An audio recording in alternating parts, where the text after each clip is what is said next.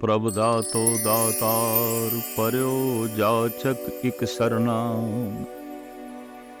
मिले दान संतुरैन जह लग भोजल तरना। बिनत करो अरदास सुनो जे ठाकुर भावे। देहो दरस मन चाओ भगत एहो मन ठहरावे। बलो चराग अंधार में सब कल उधरी एक नाम धर्म। प्रगट सकल हर भवन में जन नानक गुरु पार ब्रह्म। ਸਾਹਿਬ ਸ਼੍ਰੀ ਗੁਰੂ ਨਾਨਕ ਦੇਵ ਜੀ ਮਹਾਰਾਜ ਮਾਨਵਤਾ ਦੇ ਬਗੀਚੇ ਵਿੱਚ ਇੱਕ ਐਸਾ ਫੁੱਲ ਨੇ ਜਿਸ ਨਾਲ ਸਾਰਾ ਬਗੀਚਾ ਸ਼ਿੰਗਾਰਿਆ ਹੋਇਆ ਹੈ। ਸਾਰੇ ਬਗੀਚੇ ਦੀ ਰੌਣਕ ਬਣ ਗਏ। ਸਾਹਿਬ ਸ਼੍ਰੀ ਗੁਰੂ ਨਾਨਕ ਦੇਵ ਜੀ ਮਹਾਰਾਜ ਦੇ ਆਮਦ ਬਾਰੇ ਜਨਮ ਸਾਖੀ 'ਚ ਇੰਜ ਲਿਖਿਆ ਹੈ। ਸੰਮਤ 1526 प्रगटे जगत उदाहरण ईस। बिकमनी संमत 1526। उस दौर ਦੇ ਸਾਹਿਬ ਸ਼੍ਰੀ ਗੁਰੂ ਨਾਨਕ ਦੇਵ ਜੀ ਮਹਾਰਾਜ ਦਾ ਆਗਮਨ ਹੋਇਆ। ਬਹੁਤੀ ਤਪਸ਼ ਤੋਂ ਬਾਅਦ ਜੈਸੇ ਸਾਵਣ ਦੇ ਬੱਦਲ ਬਰਸਦੇ ਨੇ, जद पापां दी तपश वध जाए तां फिर अकाल पुरख रहमत दे घर विच आके ज्ञान दी वर्षा करदा है, शांति दी वर्षा करदा है। साहिब श्री गुरु नानक देव जी महाराज दा आगमन उस दौर दे इस देश दे अंदर होया है जद सारे दा सारा देश सियासी तल ते गुलामी दी जंजीरां दे जकड़िया होया सी। आर्थिक तल ते बिल्कुल कंगाल, धार्मिक तल ते बिल्कुल पखंडी और समाजिक तल ते बिल्कुल कल ते कलेश दी जिंदगी बतीत कर रहा सी। हर पक्षों मनुख जकड़िया होया, पकड़िया होया, बजिया होया। ਸਮੇਂ ਦੇ ਗੁਜ਼ਰਨ ਦੇ ਨਾਲ ਇਹ ਜ਼ੰਜੀਰਾਂ ਬੋਝ ਬਣਦੀਆਂ ਗਈਆਂ ਔਰ ਇਨ੍ਹਾਂ ਹੀ ਜ਼ੰਜੀਰਾਂ ਤੋਂ ਬੋਝਲ ਹੋ ਕੇ ਜੀਵਾਂ ਨੇ ਫਰਿਆਦ ਕੀਤੀ, ਜਿਸ ਦਾ ਦ੍ਰਿਸ਼ ਧੰਨ ਗੁਰੂ ਅਰਜਨ ਦੇਵ ਜੀ ਮਹਾਰਾਜ ਇੰਜ ਖਿੱਚਦੇ ਨੇ। ਕਲਮਲ ਹੋਈ ਮੇਦਨੀ ਅਰਦਾਸ ਕਰੇ ਵਿਲਾ। ਕਲੇਸ਼ ਨਾਲ ਪ੍ਰਿਥਵੀ ਭਰ ਗਈ, उसने जोदड़ी की थी। जकड़े होए, पकड़े होए, गिरफ्त होए मनुख लई इक्को ही रस्ता रह जाता है, जोदड़ी प्रार्थना। और वो अपने आप नूं दया दा पात्र समझदा है ते मेरे ते दया कीती जाए, इस तरह उसदे अंदरों जोदड़ी निकलदी है। कदी कदी समुची कौम गिरफ्त विच आ जाती है तो उत्थे कौमी पद्धर ते जोदड़ी आउंदी है, अरदास आउंदी है, प्रार्थना आउंदी है। पर कदी कदी ऐसा हुंदा है कि सारा देश बंधनां दे विच पै जांदा है। बंधन दे विच पए होए समूह देशवासी फरियाद करदे ने, जोदड़ी करदे ने, तरले लेंदे ने। साहिब गुरु अर्जन देव जी महाराज ऐसा लिखदे ने, कल मल होई मेदनी अरदास करे विलाए। संत कवि तुलसी दा भी ऐसा कहना है, जब जब होए धर्म की हानि बहड़े असुर अभन अभिमानी। तब तब विवद धर प्रभु शरीरा हरे कृपा निध सज्जन पीरा। बाड़े असुर अधम अभिमानी। जद दैंत वध जान, असुर वध जान, अधम मत दे लोकी वध जान, बावड़े असुर अधम अभिमानी। तब तब विबद धर प्रभु शरीरा, हरे कृपा निध सज्जन पीरा। उदों ही अकाल पुरख अपनियां दैवी शक्तियां किसी काया दे अंदर पा के जगत दा कल्याण करदा है, जीवां दा उद्धार करदा है। दसम ग्रंथ दे च भी ऐसे वाक मिलते ने, जब जब होए अरिष्ट अपारा, तब तब देह धरत अवतारा। जद अरिष्ट पने नाल अनर्थ नाल सारी सृष्टि भर जाए, उदों अवतारां दा आगमन होंदा है और होंदा रहा है। साहिब श्री गुरु नानक देव जी महाराज दे आमद दी दौर समय समुच्चे दा समुच्चा देश सियासी तल ते गुलाम सी, आर्थिक तल ते कंगाल सी, समाजिक तल ते कल कलेश दी जिंदगी जी रहा सी, और धार्मिक तौर ते सिर्फ पखंड तो इलावा होर कुछ भी रह नहीं गया सी। इस तरह का जकड़िया होया पकड़िया होया मनुख, उहदे सामने इक्को ही रस्ता रह जाता है, जोदड़ी, फरियाद, तरले। तो देशवासियों ने तरले लै जोदड़ी कीती, फरियाद कीती उस परिपूर्ण परमात्मा दे अगों, जिसका जिक्र धन गुरु अर्जन देव जी महाराज अपनी बाणी च करते हैं। कलमल होई मेदनी, अरदास करे विलाए, सच्चे सुनिया कन दे, धीरक देवे सहज सुभाए। इंद्रे नू फरमाया उठा छे बरलाए, तपी हुई धरती नू वेख के अकाल पुरख ने इंद्र नू हुक्म कीता, बदला नू हुक्म कीता बरसो। इंद्रे नू फरमाया बरसो किरपादार। गुरु नू बदल नाल तशबीह दिती है। प्रभु सागर है, गुरु बदल है। बदल सागर तो उत्पन्न होंदे ने, गुरु अवतार प्रभु तो आउंदे ने।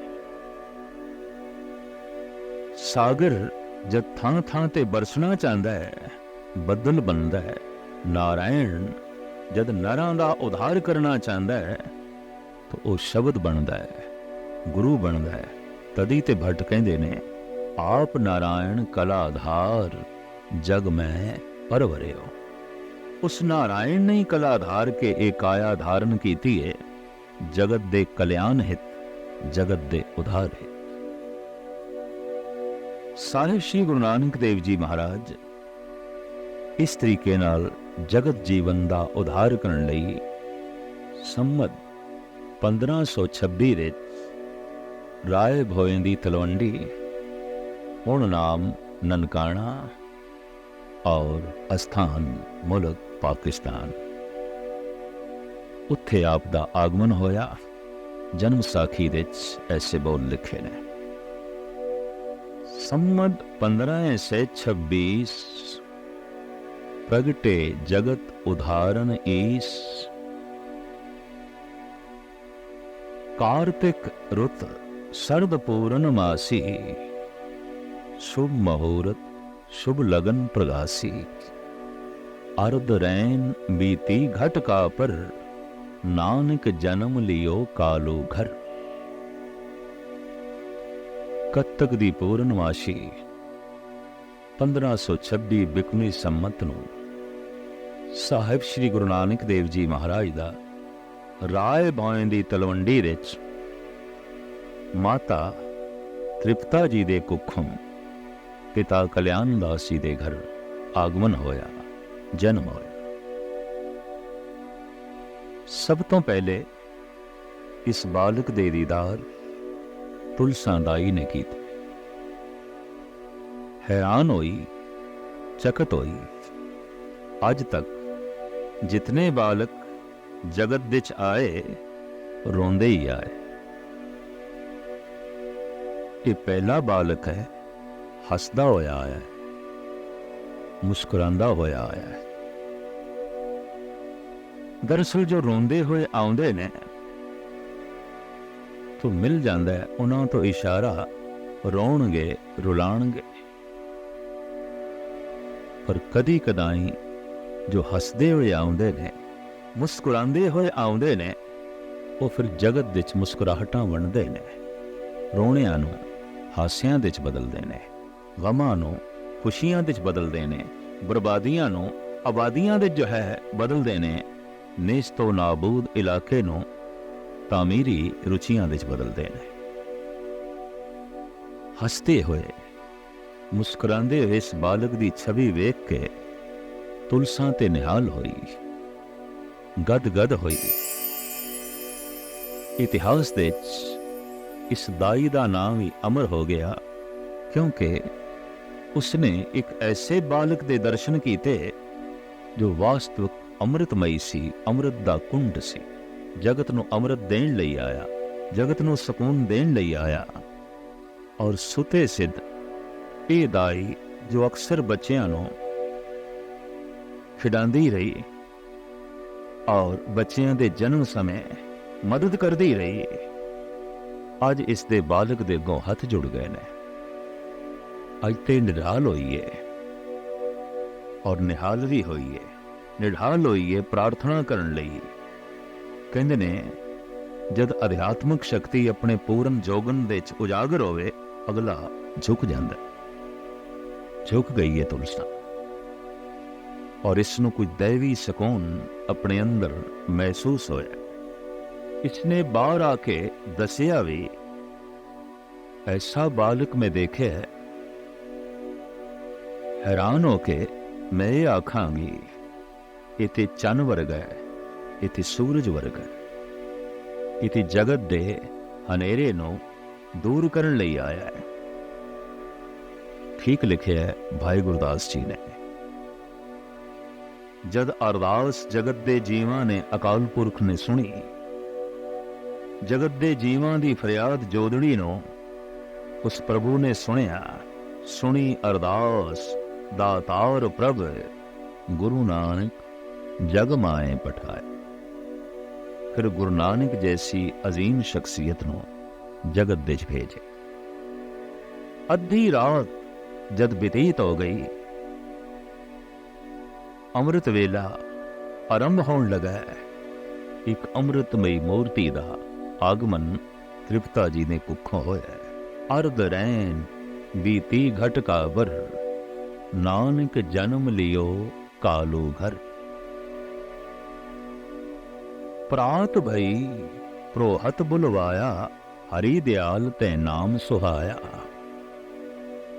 वेदी परंपरा के मुताबिक और देश की प्राचीन संस्कृति के मुताबिक पुरोहित जी को बुलाया गया। हर दयाल पुरोहित बड़े सील सुभाव दा सी, रब्बी भय वाला सी और इल्मे नजूम दे ज्योतिष विद्या दे भी माहिर सी। आके बालक नूं देखिया, गोद विच जो है लिया और आमद दा समा पिता कल्याण दास ते दाई तो पूछे है। सारी जानकारी लैन तो बाद पुरोहित जी शुभ बचन अलाया, ई बालक रायन सिर राया। ये बच्चा ते कोई बादशाहां दा बादशाह आया, कोई दैवी संपदा दे नाल माला माल अध्यात्मक गुणां दा खजाना लैके आया। इत्थे कोई रब्बी महक लैके आया, इत्थे कोई रब्बी नूर लैके आया। ये बालक रायन सिर राया, ये बालक जोगन सिर जोगी, ये बालक है परम वियोगी। इत्थे जोगियां दा कोई सिरमौर जोगी है, इत्थे बादशाहां दा कोई सिरमौर बादशाह है। ये बालक लाथन सिर अनाथ, इस बालक की अगम अगात। छत्रपति हैं तिसके दास, ये बालक शुभ गुण की रास। ये बालक ते शुभ गुणा दी खान है। जगत दे छत्रपति, जगत दे सिरमौर मनुख जो इलम दे सिरमौर होणगे, धन दे सिरमौर होणगे, ਸਤਾ ਦੇ ਸਿਰਮੌਰ ਹੋਣਗੇ, ਇਹਨਾਂ ਦੇ ਸਿਰ ਇਸ ਬਾਲਕ ਦੇ ਕਦਮਾਂ ਤੇ ਝੁਕਦੇ ਰਹਿਣਗੇ। ਉਹ ਇਸ ਬਾਲਕ ਦੀ ਪਰਿਕਰਮਾ ਕਰਨਗੇ, ਉਹ ਇਸ ਬਾਲਕ ਦੇ ਅੱਗੋਂ ਹੱਥ ਜੋੜ ਕੇ ਖੜੇ ਹੋਣਗੇ। ਹਰੀ ਦਿਆਲ ਦੀ ਇਹ ਭਵਿਸ਼ਬਾਣੀ, ਹਰੀ ਦਿਆਲ ਦੇ ਇਹ ਬੋਲ ਦਰਅਸਲ ਉਸ ਆਉਣ ਵਾਲੀ ਘਟਨਾ ਦਾ ਖਾਕਾ ਖਿੱਚਦੇ ਸਨ ਜੋ ਬਿਲਕੁਲ ਸਹੀ ਉਤਰਿਆ, ਜਿਸ ਦਾ ਚਿੱਤਰ ਬਿਲਕੁਲ ਸਹੀ ਬਣਿਆ। ਬਾਲਪਣਾ ਤ੍ਰਿਪਤਾ ਜੀ ਦੀ ਗੋਦ ਵਿੱਚ ਬਤੀਤ ਹੋਇਆ, ਤੁਲਸਾਂ ਦਾਈ ਦੀ ਗੋਦ ਵਿੱਚ ਬਤੀਤ ਹੋਇਆ, ਔਰ ਰਾਏ ਭੋਇੰ ਦੀ ਤਲਵੰਡੀ ਦੀ ਇੱਕ ਛੋਟੀ ਜਿਹੀ ਹਵੇਲੀ ਪਿਤਾ ਕਲਿਆਣ ਦਾਸ ਦੀ ਉਹਦੇ ਵਿਹੜੇ 'ਚ ਬਤੀਤ ਹੋਇਆ। ਪਰ ਇਸ ਤਰ੍ਹਾਂ ਦਾ ਨੂਰ ਕਦੀ ਵਿਹੜੇ 'ਚ ਰਹਿ ਸਕਦਾ ਹੈ, ਕਦੀ ਕਮਰੇ ਦੇ 'ਚ ਰਹਿ ਸਕਦਾ ਹੈ। ਪੈਰਾਂ ਨੇ ਚੱਲਣਾ ਸਿੱਖਿਆ, ਗੁਣਾਂ ਨੇ ਵਧਣਾ ਸਿੱਖਿਆ, ਹੱਥਾਂ ਨੇ ਹਿਲਣਾ ਸਿੱਖਿਆ, ਰੱਬੀ ਮਹਿਕ ਨੇ ਉਛਲਣਾ ਸਿੱਖਿਆ। ਆਪ ਘਰ ਤੋਂ ਬਾਹਰ ਕੀ ਆਏ, ਮਾਨੋ ਜਗਤ ਵਿੱਚ ਨੂਰ ਆ ਗਿਆ, ਸਕੂਨ ਆ ਗਿਆ, ਸ਼ਾਂਤੀ ਆ ਗਈ। ਛੋਟੇ ਛੋਟੇ ਬੱਚਿਆਂ ਦਾ ਸੰਗ। ਅਕਸਰ ਬੱਚਿਆਂ ਦੇ ਖੇਡਦੇ ਨੇ, ਛੀਨਾ ਝਪਦੀ ਆਉਂਦੀ ਹੈ, ਲੜਦੇ ਨੇ, ਲੜਾਉਂਦੇ ਨੇ, ਬੱਚਿਆਂ ਦੀ ਦੁਨੀਆ। ਪਰ ਇੱਥੇ ਕੋਈ ਅਜੀਬੋ ਗਰੀਬ ਬੱਚਾ ਆਇਆ ਹੈ, ਖੇਡਣ ਦੇ 'ਚ ਰੁਚੀ ਨਹੀਂ, ਖਿਡਾਉਣ ਦੇ 'ਚ ਰੁਚੀ ਨਹੀਂ, ਜਪਣ ਦੇ 'ਚ ਜੋ ਰੁਚੀ ਹੈ, ਨਾਮ ਜਪਾਉਣ ਦੇ 'ਚ ਰੁਚੀ ਹੈ। ਦੂਰ ਦ੍ਰਿਸ਼ਟੀ ਐਸੀ ਕਿ ਮਾਸੂਮ ਬੱਚਿਆਂ ਦੀ ਸੁਭਾਵਕ ਫਿਤਰਤ ਤੇ ਖੇਡਣ ਦੀ ਆਉਂਦੀ ਹੈ। ਇਹਨਾਂ ਦੀ ਖੇਡ ਦੇ ਉੱਤੇ ਬੰਦਗੀ ਦੀ ਮੋਹਰ ਲਾਈ ਹੈ। ਗੁਰਦੁਆਰਾ ਬਾਲ ਲੀਲਾ ਸਾਹਿਬ ਕਰਕੇ ਨਨਕਾਣਾ ਸਾਹਿਬ ਦੇ ਮੌਜੂਦ ਹੈ। ਗੁਰੂ ਨਾਨਕ ਦੀ ਆਮਦ ਕਰਕੇ ਰਾਏ ਭੋਇੰ ਦੀ ਤਲਵੰਡੀ ਦਾ ਨਾਮ ਨਨਕਾਣਾ ਸਾਹਿਬ ਪੈ ਗਿਆ। ਉਂਝ ਪੂਰਾ ਲਫ਼ਜ਼ ਹੈ ਨਾਨਕ ਆਣਾ। ਜਿਸ ਧਰਤੀ ਨੇ ਨਾਨਕ ਨੂੰ ਲਿਆਂਦਾ, ਰਾਏ ਭੋਇੰ ਦੀ ਤਲਵੰਡੀ ਨੇ ਨਾਨਕ ਨੂੰ ਲਿਆਂਦਾ, ਨਾਨਕ ਨੂੰ ਬੁਲਾਇਆ, ਨਾਨਕ ਆਣਾ, तो इंज प्रचलित शब्द हो गया ननकाना।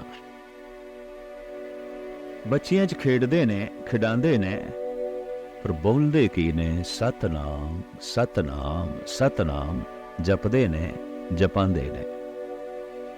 इस ढंग नाल खेडना कि खेड बंदगी बन जाए, इस ढंग नाल खेडना कि खेड इबादत बन जाए।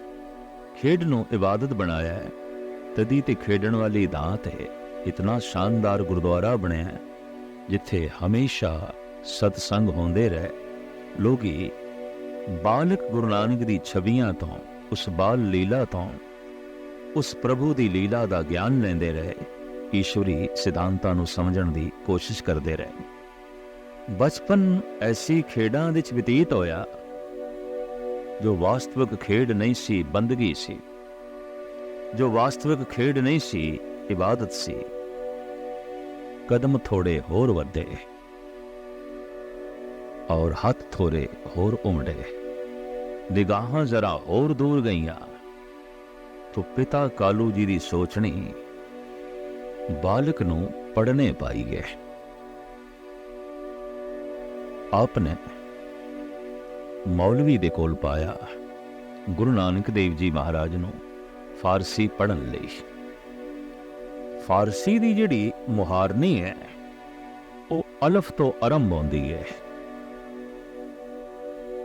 ते जद मौलवी ने तख्ती ते अलफ लिखिया ते गुरु नानक नूं आखिया अलफ,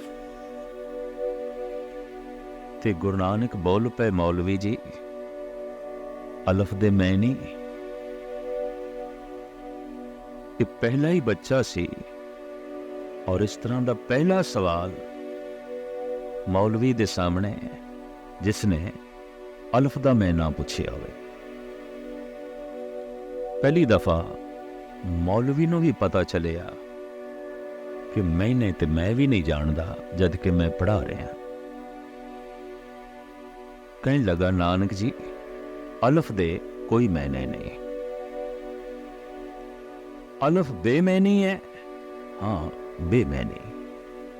ये दो चार अल्फाज जद जुड़ते ने और पूरा अल्फाज जद बनता है, उसदे ते कोई मैनी होंदे ने। अलफ दे कोई मैनी नहीं, अलफ तो कोई से।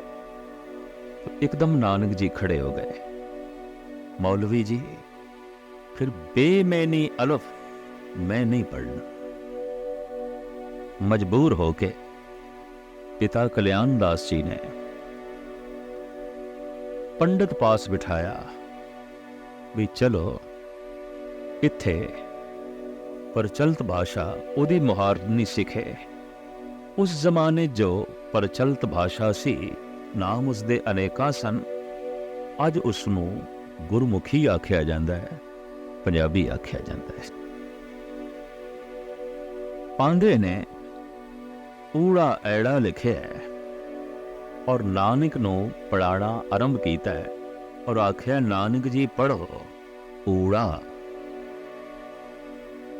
इत्थे भी सतगुरु दा ओही प्रश्न, पांधा जी ऊड़े दे अर्थ पहले अर्थ दसो, फिर मैं पढ़ा, फिर मैं समझा, फिर मैं लिखा। इत्थे भी पुरोहित जी ने वही कुछ आख्या जो पहले मौलवी ने आख्या। नानक जी ऊड़े दे कोई अर्थ नहीं। दो चार शब्द जद जुड़ते ने ते पूर्ण जद शब्द बनता है, उसदे ते अर्थ होंदे ने। इस एक शब्द दे अर्थ नहीं ने, इस एक अल्फाज दे अर्थ नहीं ने। तो ऊड़ा बेअर्थ है। हाँ, बेअर्थ है। तो बेअर्थ ऊड़ा मैं नहीं पढ़ना, बेअर्थ ऐड़ा मैं नहीं पढ़ना, बेअर्थ ईड़ी मैं नहीं पढ़नी। खड़े हो गए। हैरान है पुरोहित, हैरान है ए पांदा। अजीबो गरीब बच्चा है, एक एक अल्फाज दे अर्थ पुछदा है। गरजदी हुई आवाज दे जद पांदे ने आख्या, बालक थोड़े पिता ने मेरे कोल थानू भेजे है पढ़न लई, ना कि तर्क करन लई, ना कि पढ़ाण लई। तुसी पढ़ो। नानक जी कहने लगे, मैं कदों इनकार कीता है पढ़न तो? मैं तो पढ़ना चाहना, मैनू दसो ऊड़े दे अर्थ अगर हैगे न ते मैं पढ़ा, ते जे अर्थ ही नहीं तो मैं क्यों पढ़ा? कल्ले ऊड़े दे कोई अर्थ नहीं, कल्ले ऐड़े दे कोई अर्थ नहीं, कल्ले सस्से दे कोई अर्थ नहीं। नानक जी कहने लगे, पांदा जी इत्थों गल स्पष्ट हो गई, अर्थ थानू आउंदे नहीं, वरना हर अखर दे अर्थ।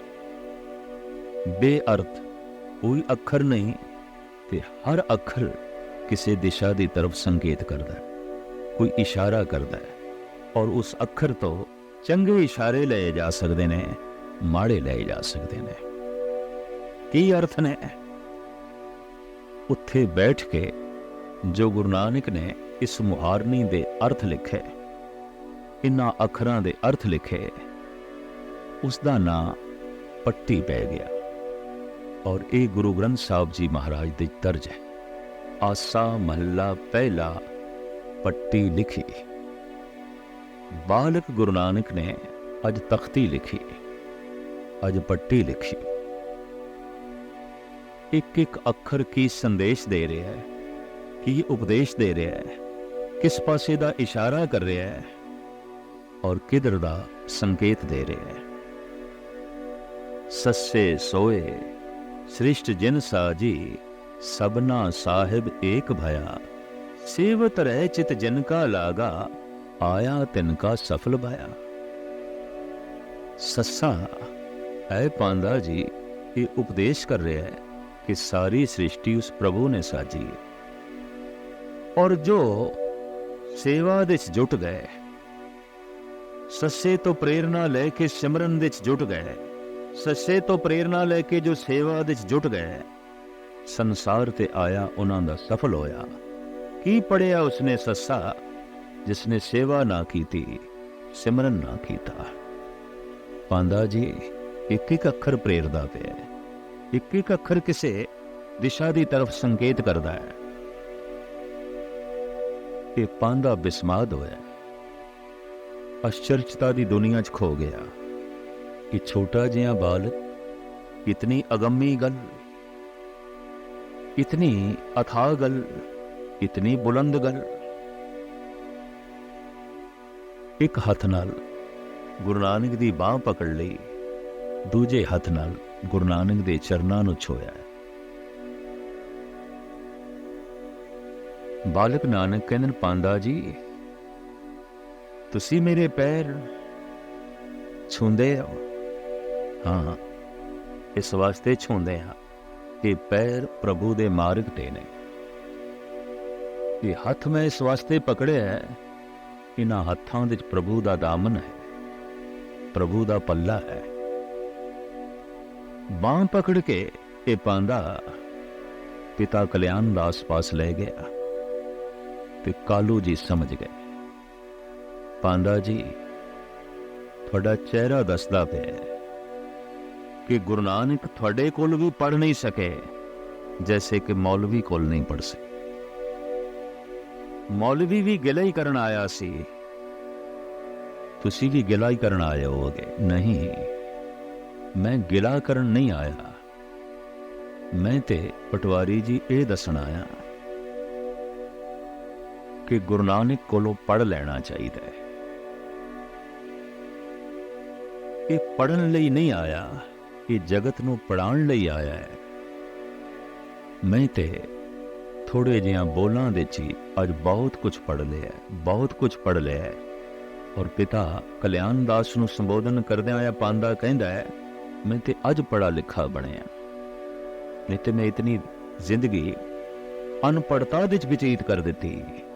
अज मैनूं दस्सिया है बालक नानक ने कि एक एक अखर किस दिशा की तरफ संकेत करता है। अज पता चलिया कि सस्सा पढ़िया होया उस मनुख का बेमय नहीं है जिन्हें सिमरन नहीं किया, जिन्हें सेवा नहीं की, जिसका चित्त प्रभु दे जो है नहीं जुड़िया। एक एक अखर शुभ गुणा की तरफ प्रेरदा है, एक एक अखर प्रभु दे मार्ग की तरफ जो है प्रेरदा है। साहिब गुरु नानक जिथे बैठते ने, बैठण नाल वो थां इबादतगाह बन जाती है, धर्म मंदिर बन जाती। कि ठीक ही आखिया गया, जिथे जाए बहे मेरा सतगुरु सो थान सुहावा राम राजे। आप घर विच खेडदे सन, घर मंदिर बन गया सी। आप बच्चियां नाल खेडदे सन तो खेडण दा स्थान मंदिर बन गया। आपने पांदे कोल विद्यालय दे शिक्षा प्राप्ति दी थां ते जद शिक्षा दित्ती तो विद्यालय भी मंदिर बन गया, धार्मिक मंदिर बन गया, प्रभु का मंदिर बन गया। दरअसल गुरु नानक जिथे बैठते ने, बैठन नाल ही धर्म मंदिर उसल जाता है, धर्म की चर्चा होती है, धर्म का आदान प्रदान होता है और धार्मिक गुण दूजियां दे अंदर उजागर हो जाते हैं। वास्तविक आप चलते फिरते धार्मिक मंदिर सन, पर पिता निराश होए क्योंकि प्यो दे अंदर एक मोह भी आंदा है, ममता भी आंदी है। और पिता बच्चे प्रति ये चिंता भी रखता है कि उसका भविष्य उज्जवल हो, उसका भविष्य महान होवे। ये ठीक है कि संत भावें पूजे जाते रहने साडे देश दे, धार्मिक बंदियां दा सत्कार रहा है, लेकिन दिलों कतई मनुख ने ऐसा नहीं चाहा कि मेरे घर कोई संत पैदा होवे, कोई भगत पैदा होवे। उसका एक कारण भी सी कि इतने भेखदारी संत होए और उन्हां कारण इतने बच्चे रुले, इतनियां स्त्रियां दे सुहाग रुले और इतने मां बाप दी ममता कुचली गई कि पुत्र संत होवे, ये मां बाप दी चाहत ही ना रही, ये पत्नी दी इच्छा ही ना रही। लेकिन जगत गुरु बाबा एक ऐसे संत, एक ऐसे महापुरुष आन जगत दी